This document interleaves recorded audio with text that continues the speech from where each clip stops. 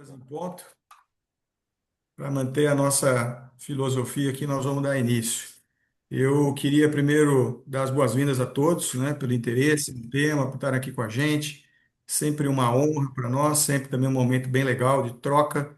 Eu acho que as lives e as masters do Elite, elas engrenaram, né? A gente está tendo uma sequência muito positiva aí de participação e também de debate. E hoje o assunto, né? O assunto ele é para mim, um assunto de extrema importância e interesse, né? Que é a questão das competências, do trabalho, do preparo do presidente do conselho. É, eu tenho falado, existe muito pouca coisa hoje em termos de desenvolvimento. Tenho certeza de que isso agora vai percolar, né? O mundo está olhando para a governança e nada mais natural que a gente consiga também desenvolver esse olhar do presidente e nós temos no Celint, né, um programa voltado para isso, que é o DPC, que é o Desenvolvimento de Presentes do Conselho. Então, ó, nós já temos a honra de estar na terceira turma, e eu trouxe aqui hoje outros três presidentes de conselho que já fizeram o DPC também, para poder debater conosco, não só a visão que eles têm de presidente, como também, se quiserem trazer alguns elementos do nosso programa, seria legal para clarificar quem aqui está também estudando entrar nessa terceira turma que começa agora em meados de novembro. Então, eu tenho a honra de trazer aqui a Juraci Monteiro, o Vandair Garcia, o Eduardo Galo, né, que exercem a função de presidente do conselho. Então, nós estamos aqui num fórum bem de alto nível e também que, como eu falei, já concluíram aqui o DPC. Então, são pessoas que a gente tem em alta conta. Não só isso, o Vandair também já fez outros programas, o Eduardo Galo é um expert, chegou no topo da pirâmide, né? Então, assim, estamos muito bem representados aqui hoje. Como eu também tenho interesse de falar sobre o assunto, eu trouxe aqui o mediador predileto, que é o Gaspar Carreira, né? Que já está fazendo, como o próprio nome diz, o nome já diz, ele está fazendo carreira em mediação aqui das Mediador nossas oficial. mediador oficial. Então, Gaspar, passo a bola para você começar o nosso debate aqui. Já estamos com 40 participantes. Será uma ótima master aqui para nós. Obrigado, Vanderlei. Boa noite a todos. Obrigado pela presença de vocês. Como de costume, usem o chat para fazer as perguntas, comentários. E a Girlane, que nos apoia hoje, também vai estar botando aí o LinkedIn dos nossos convidados e outras informações de interesse de todos. Então, Juraci, Vandair e Galo, muito obrigado por estarem aqui, disponibilizar o tempo e conhecimento e experiência de vocês, que é sempre muito precioso. E vamos falar sobre esse tema tão relevante, né, na governança corporativa, que é o posicionamento das competências do presidente de conselho. Eu pergunto, o Vandair, para você, quais são as principais responsabilidades que definem o papel do presidente de conselho? Boa noite a todos. É um prazer estar aqui com vocês.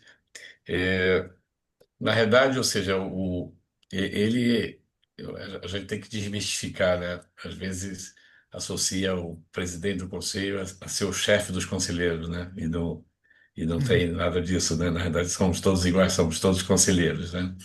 Mas eu vejo dentro do papel da própria governança, né? Que é fazer a conexão, né? Entre a propriedade, né? E a gestão e a diretoria, o, o papel do presidente do conselho, na minha visão, além de fazer isso aí, ou seja, fazer com que o conselho tenha essa responsabilidade, essa atuação de sinergia, é, ele também é a pessoa para fazer todo o preparo, né? Todo o preparo, como é que, ou seja, criar a maturidade da governança, né? Ele auxilia, né? Se tiver as estruturas do governance office, secretário de conselho, mas esse papel de intermediar a propriedade e a diretoria, não é só na reunião, né? Você tem as tuas atividades entre reuniões, onde você harmoniza, de repente, temas, né, conflitos e media previamente à reunião algumas situações que eventualmente pode não estar bem trabalhada. Na questão da reunião, desde estruturar uma pauta, né, uma pauta útil, uma agenda anual, né? E o pós-reunião também no sentido de como é que as determinações que são feitas no conselho, como é que você alinha isso com a diretoria, com o CEO da empresa. E como presidente, você é o responsável também pela maturidade, né? Administrar a maturidade da governança da empresa, avaliar. Criar um mecanismo de avaliação do conselho, ou seja, fazer com que entre esse papel de sinergizar a propriedade e a direção da empresa, você exerça isso ao longo dessas três etapas, né, entre reuniões, na reunião e pós-reunião, ao longo de uma pauta útil, né, sempre com esse foco de direcionamento estratégico, ambidestria corporativa, ou seja, disciplinas importantes, né, para ver longevidade da empresa, né, e equilibrar competitividade e longevidade. Então, mais ou menos assim. Perfeito, velho. Juraci, você foi há muito tempo CEO e chairperson também, né, das empresas. Como é que é essa relação entre essas duas grandes posições, né, dentro de integração, integridade, ética e relacionamento pró-negócio? Muito boa pergunta, né? Eu sou aquela pessoa que às vezes no bate-papo alguém vem conversar sobre governança e eu falo muito do conflito, né? Conflito de interesses e do papel de cada um. Eu entendo assim, né? Como chefe de conselho, né? Você ali é o responsável, como diz lá o Vanderlei, é pela orquestrar com que as coisas funcionem direito, né?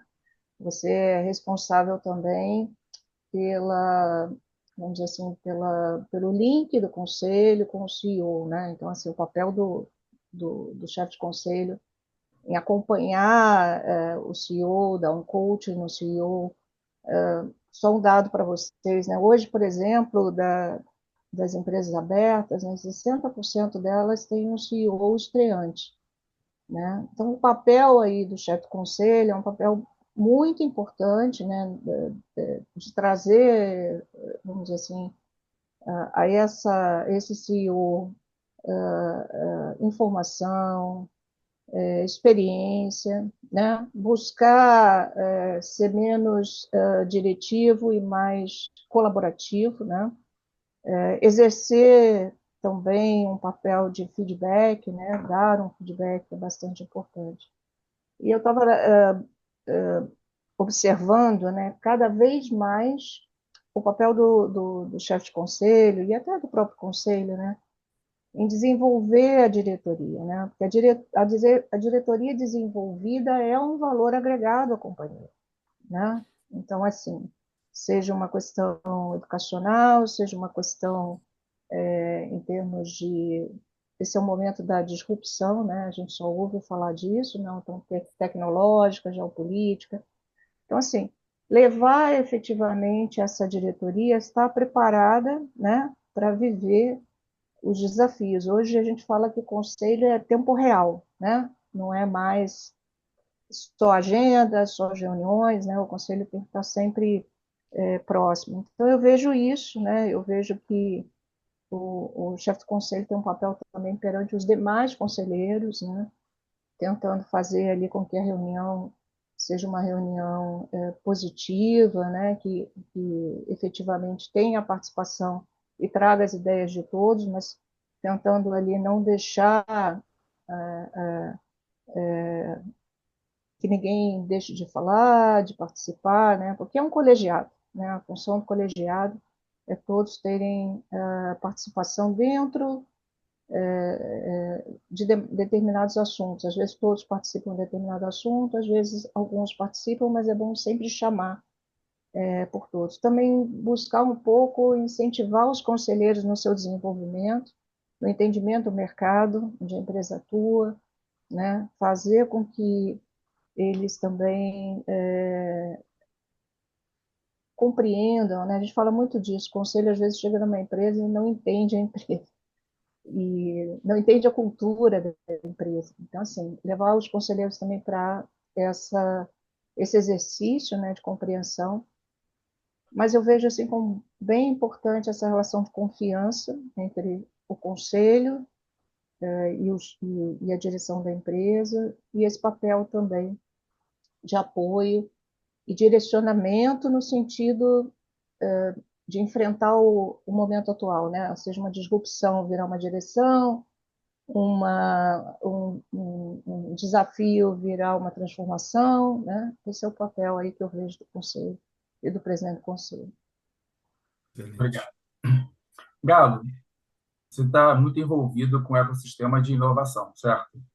Certo. A Juraci aqui falou de disrupção, falou de tecnologia, está falando de cultura. Como é que é ser conselheiro, presidente de um conselho numa empresa de tecnologia ou numa scale-up, né, numa startup já avançada? É diferente? Tem alguma coisa específica que você gostaria de pontuar dos cuidados que a gente precisa ter? Bom, boa noite a todos. Obrigado. A Joaci trouxe uns pontos super interessantes. O Vanderlei deu uma aula, né? Uma pocket class aí de presidência de conselho fantástica. O que acontece é o seguinte: as scale-ups ou startups, né? Elas precisam do mesmo cuidado que as outras empresas precisam, só de um jeito diferente, né? Quer dizer, talvez a gente tenha que ser menos dogmático e mais pragmático, muitas vezes, mas todas as estruturas de governança elas se aplicam, né? Eu já tive a ideia há algum tempo atrás, até já tivemos a oportunidade de dividir um fórum com relação a isso, né, Gaspar? Onde a gente ainda tinha aquela sensação de que governança e conselho ainda não era algo a ser oferecido para startups, né, e scale-ups. E hoje eu tenho certeza que tanto a sua cabeça quanto a minha mudou, né, porque a gente percebe que é apenas um jeito de como fazer isso, né? E um ponto que a Júlia se trouxe de relevante do conselho entender a empresa é mais predominante ainda numa empresa pequena ou numa empresa com menos capacidade ou com a cultura ainda não tão explicitada. A cultura sempre existe, né?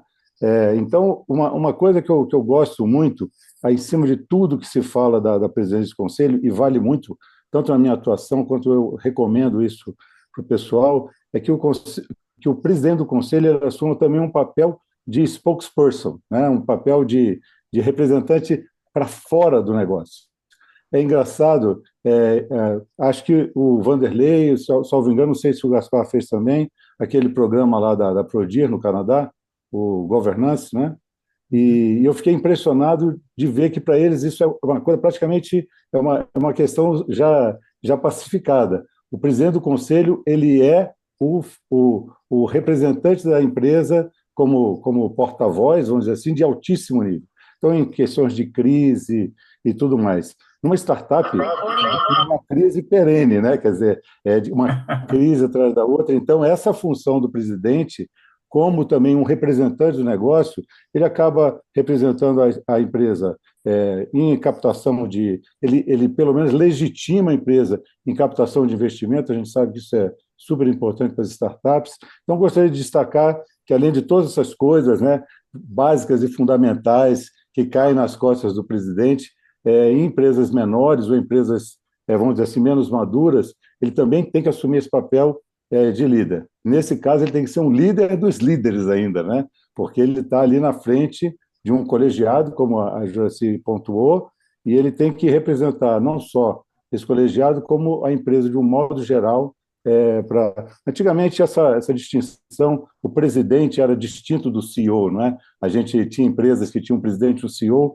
Minha visão é que essa função do presidente ela migrou para o conselho, não é? E o presidente do conselho acaba assumindo também esse papel. Essa é uma visão, é claro que a gente pode debater sobre isso, mas eu estaria assim, muito interessado em ouvir a opinião dos meus companheiros aqui.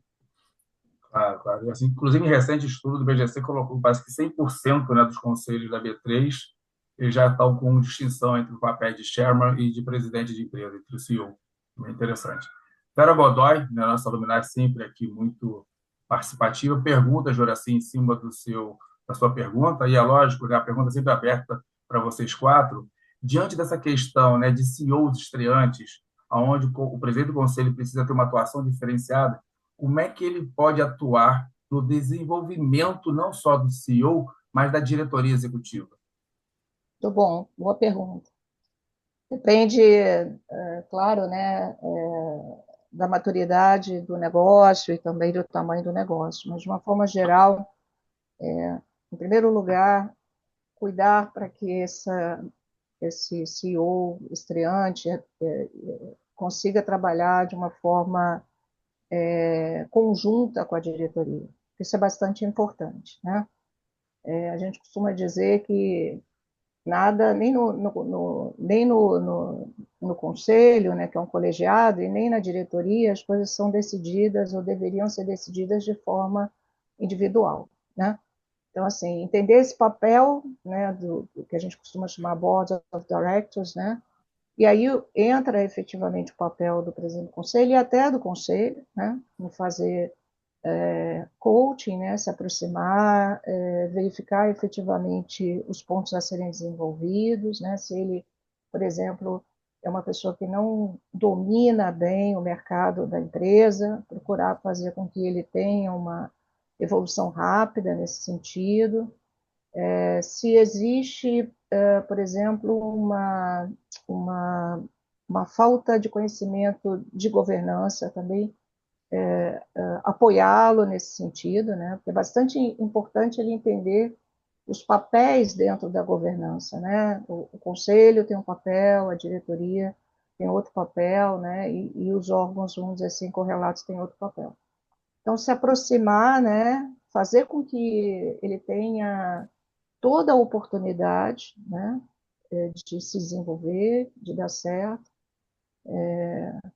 procurar gerar aquela relação de confiança, né? Eu costumo dizer, né? Confiança abre as portas para que a gente possa fazer um trabalho mais efetivo,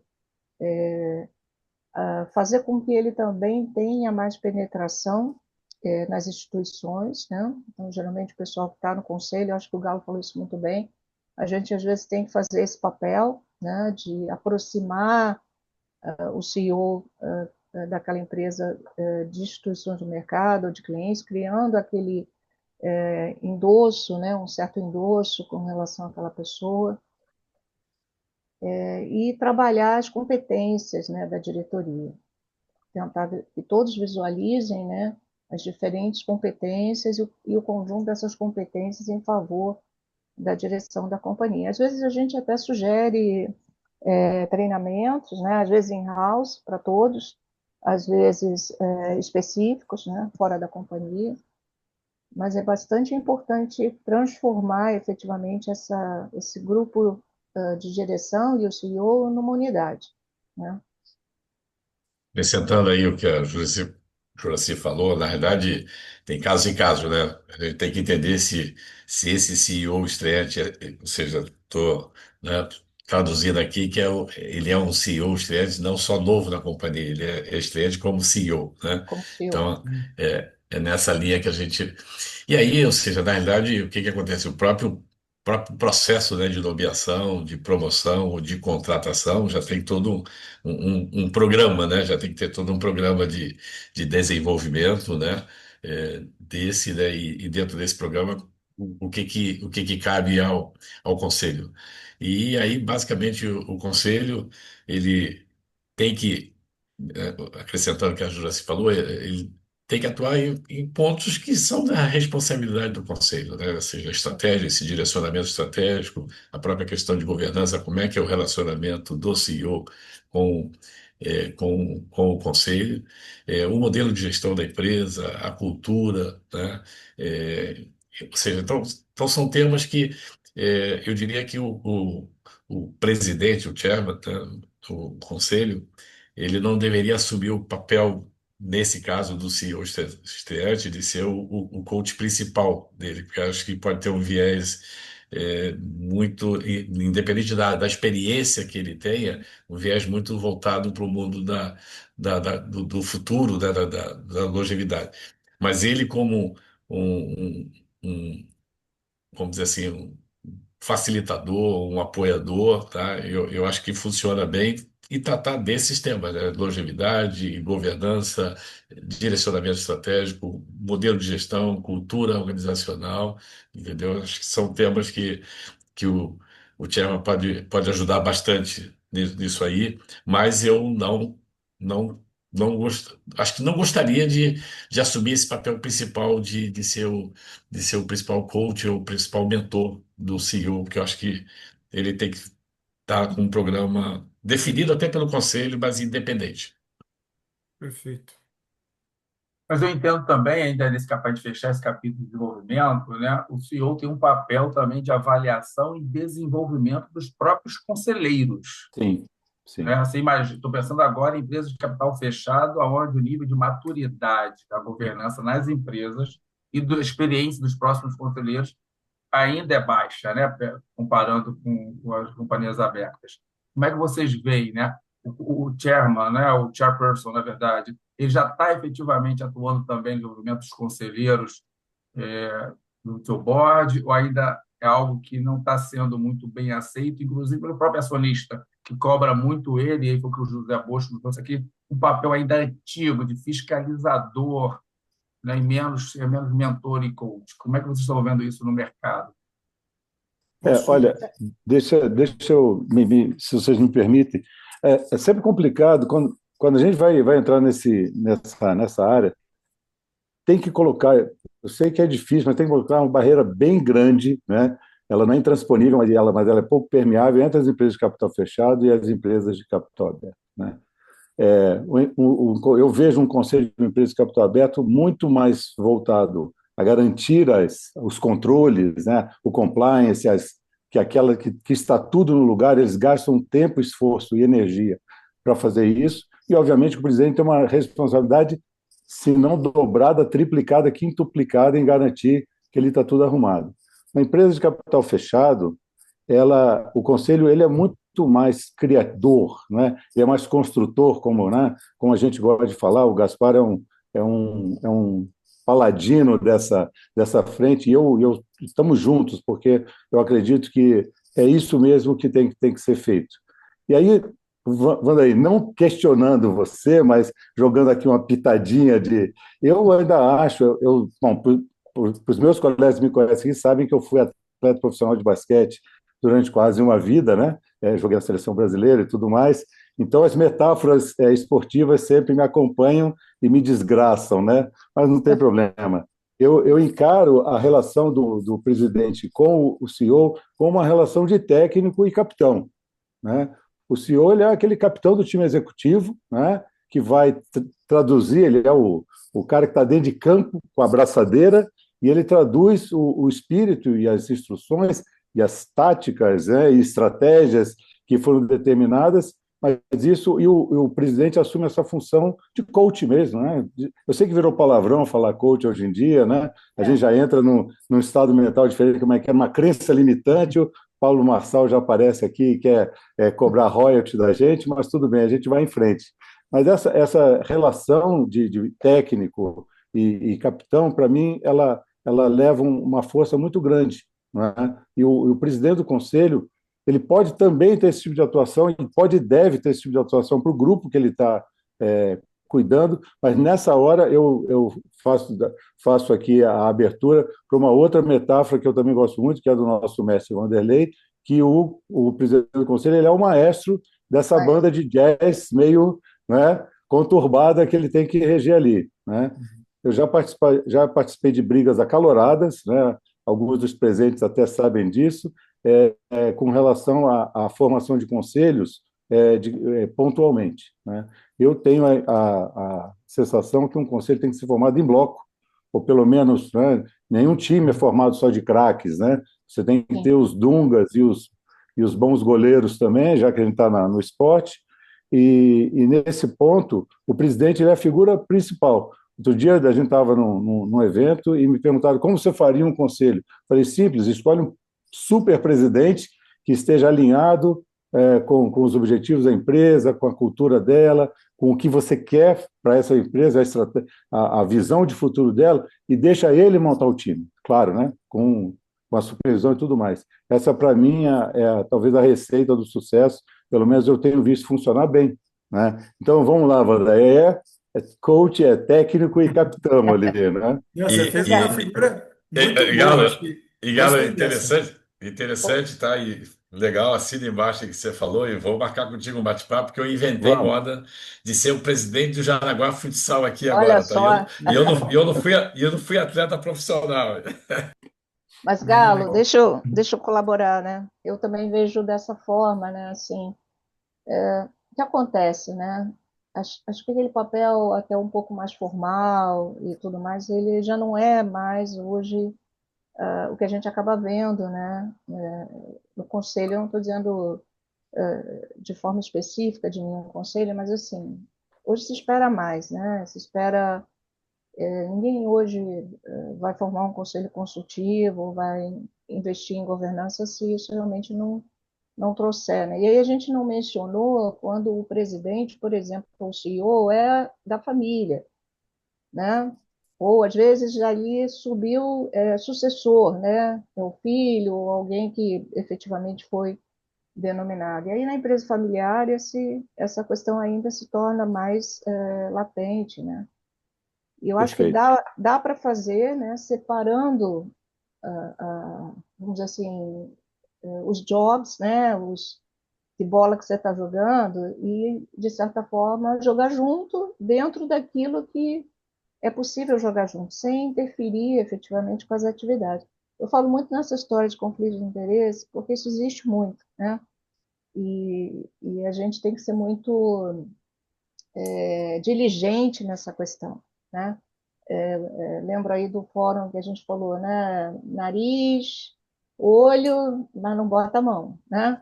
Ou Eu seja, gosto, viu, Juraci, de usar a é, metáfora mão na mão.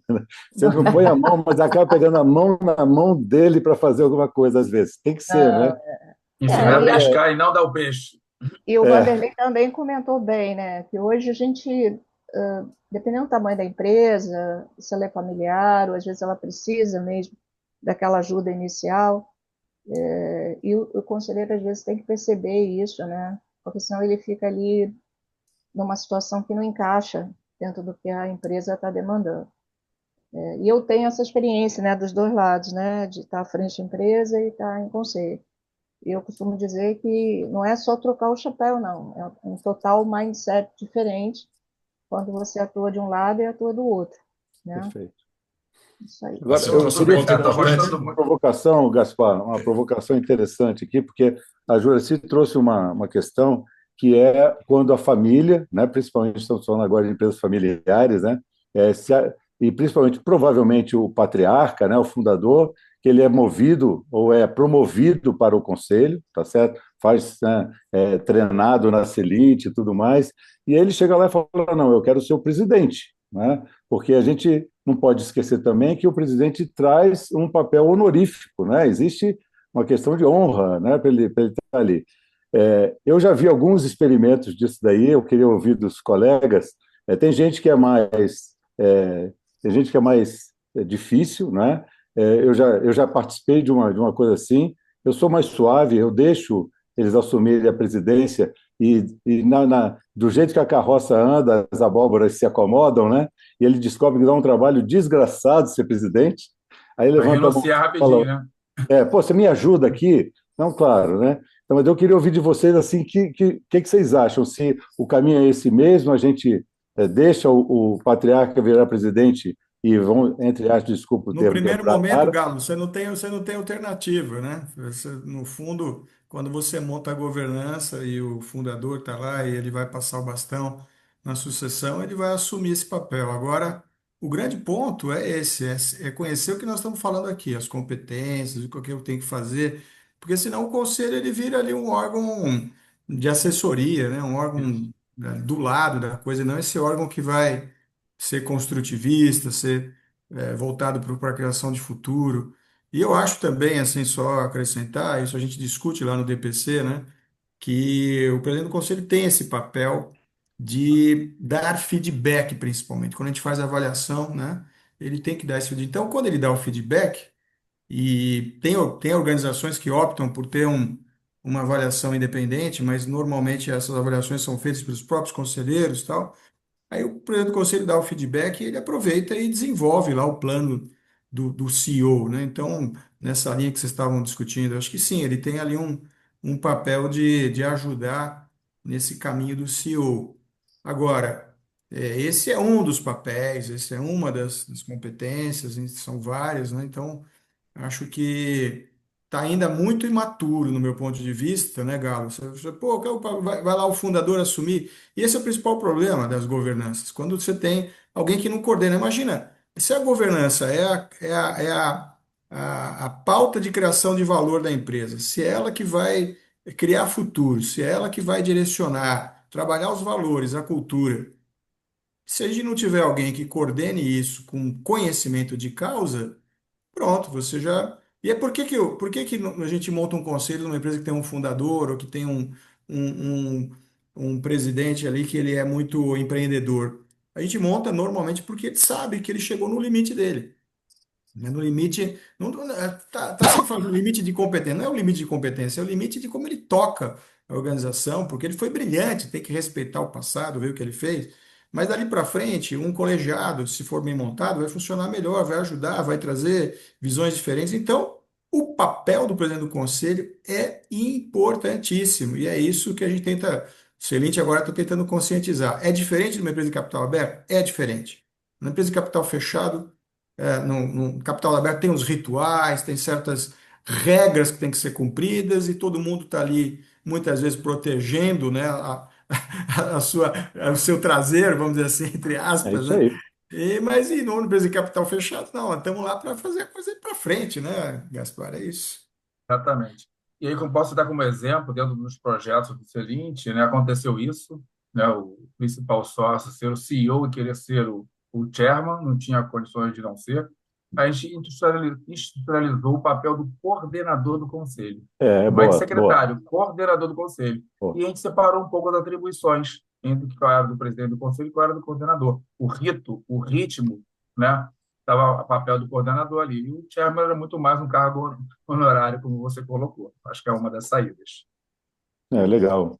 Queria Um aproveitar, comitê de governança acaba ajudando também, não é? Se você tiver condição de fazer, né? aí tem que ver a condição econômica da empresa, se ela tem condições de ter Exatamente. um comitê, esse comitê, né? Eu queria puxar um ponto importante. A gente falou aqui de uma série de atividades do conselho, mas falamos muito dentro da reunião.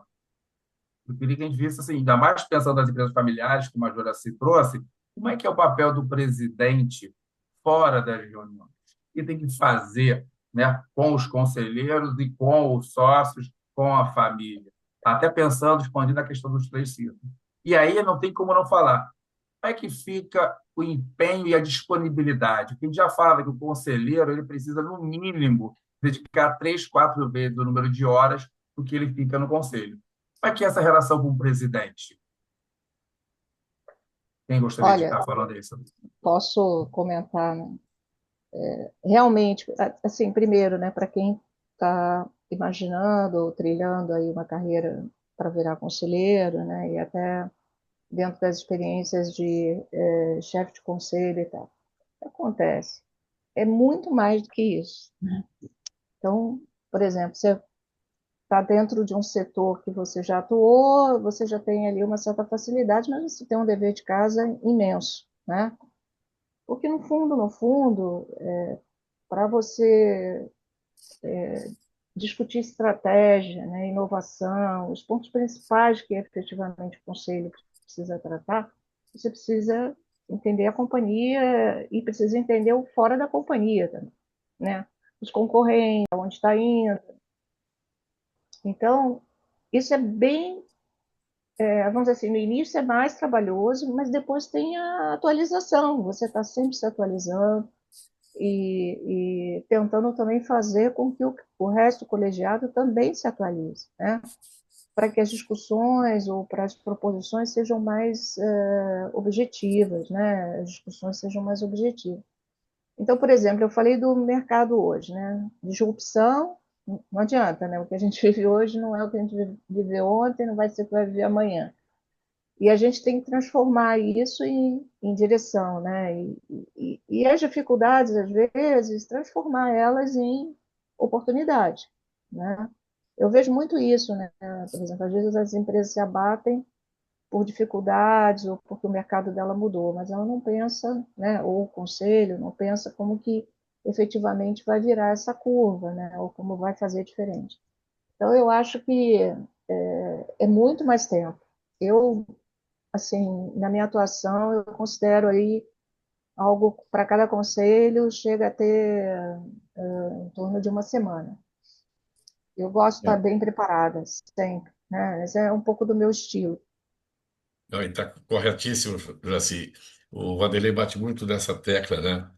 Que realmente conselheiro não é simplesmente um status, né? Ou seja, eu fui um grande CEO e com grande experiência, com grandes realizações, vou me tornar conselheiro, tá? Até pode ser o gatilho, tá? Mas você tem que ser preparado, tá? Mesmo tendo sido um grande CEO, não vai te fazer um bom conselheiro, né? Não estou nem Com dizendo um certeza. ótimo conselheiro.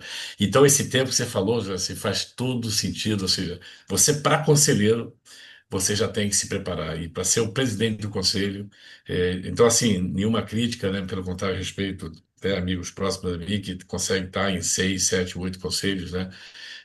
Né, cada um sabe a sua capacidade. Esse ano, eu fiz escolha, né? Eu estou em dois conselhos, sendo que um deles eu sou o presidente.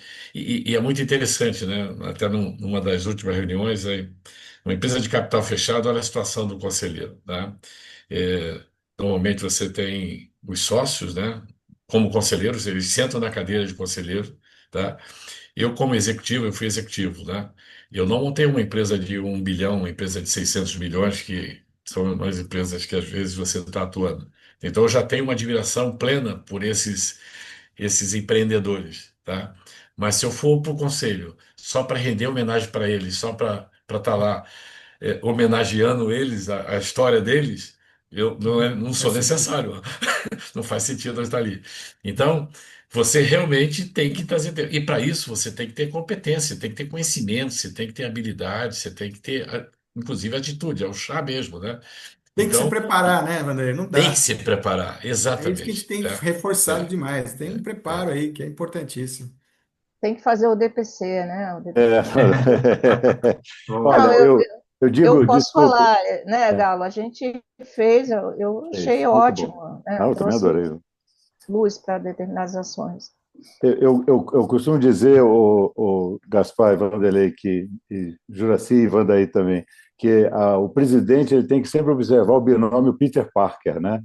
Com grande poder vem grande responsabilidade. E É parece que o verdade. pessoal só quer o poder, né? Uhum. No caso aí do É, dono, né? E ele não quer saber da responsabilidade. só o título.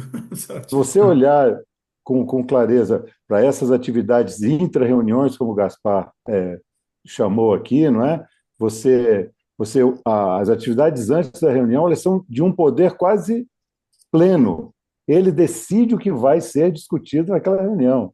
Quer dizer, eu digo que o poder da pauta, esse aí é quase que o poder do aranha mesmo, né? Um spider power, né? Ele decide o que vai ser. Claro que esse poder não é pleno, não pode ser absoluto, né? Enfim, mas de qualquer modo, é, esse poder bem utilizado garante uma direção, né? Um funcionamento mais propositivo do conselho. Isso tem que ser, e não dá para fazer isso com pouco tempo, né? Eu concordo com você, O, André. Não dá para isso, ser presidente de dá. conselho e não É, se envolver pelo menos uma ou 2 semanas por mês, sim, né, sim. naquela atividade, porque sob o risco de se perder algo antes. E tem o depois também. O depois ele é mais rescaldo, né? Tem a questão do governance officer, de atas e Sim. documentos e tudo mais, mas o antes é poder puro na veia. Então tem que ter muita Sim. responsabilidade e isso tem que estar bem regulado. Gaspar, se tu me permite, tá? Eu queria dizer que eu vivi a escola VEG, né? Durante 20 anos fui executivo da VEG, fui diretor Bom, estatutário, parabéns. tá? E eu digo que a VEG trabalha a excelência e a sinergia de três pilares, né? Estratégia, governança e gestão, né? E no meio ali, líderes, né? E cultura de alta performance. Mas é muito interessante, né? Ou seja, quando, no caso, né, eu vivi duas migrações para conselho, né? Ou seja, o primeiro era o Décio da Silva, que hoje é o presidente do conselho da VEG, ele é filho do E da VEG, tá? Quando ele foi para o conselho, ele, a partir daquele momento, realmente, ele desliga o botão da direção da empresa, ou seja, a relação é outra, entendeu? É, e eu agora vivia, não mais da VEG, mas próximo, né? a mudança do sucessor do Décio, agora também foi para o conselho, e o Alberto Cubo. Mas eu tenho uma história própria, tá? Eu tenho um herdeiro, né? Ele é genro do W da VEG, ele foi meu mentor desde o meu primeiro dia, tá? Os últimos momentos dele como executivo, ele foi meu chefe, tá? E ele me acompanhou, era uma pessoa que eu tinha muita afinidade com ele, e ele foi para o conselho, né? E aí foi interessante que deu uns 3 meses aí, eu pedi para marcar uma reunião com ele. Normal, e para mim aquilo funcionava como normal. E cheguei lá. Quando eu comecei a falar o assunto com ele, ele falou assim: Vandaí, para. Você sabe o quanto eu gosto de você. Você sabe o quanto eu te respeito, o quanto eu quero que você cresça na VEG. Mas a gente não pode conversar sobre esse assunto, Vandaí. A gente vai estar aqui traindo o presidente da empresa, o teu chefe. Eu sei que você não está querendo falar mal de ninguém, mas tu está pegando uma orientação comigo que não dá. Gente, eu fiquei tão sem graça com aquilo, Rafael. Para mim foi uma lição grande e eu continuo sendo muito amigo, de vez em quando tomo um café com ele. Mas aquilo ali mostrou a maturidade, ou seja, quando você migra para o mundo de conselho, no caso da VEG, eles são muito religiosos, são muito determinados e disciplinados com isso aqui. Então, para mim foi uma lição que eu vivi na pele. Eu perdi meu mentor executivo. Hoje ele é meu mentor de conselho. Vou lá para conversar com ele sobre conselho. Vou Legal. fazer uma penúltima pergunta que está chegando aí no final da nossa live, com 4 minutinhos.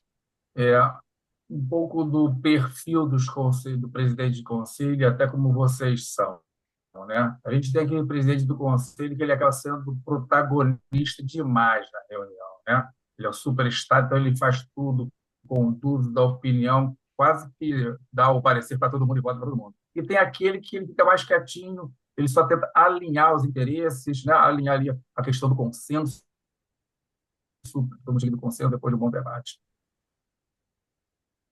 Opa, É, travou aqui, Travado. Gaspar. travou. Gaspar travou. Mas eu continuo aqui, né? Acho Qual é a que postura correta?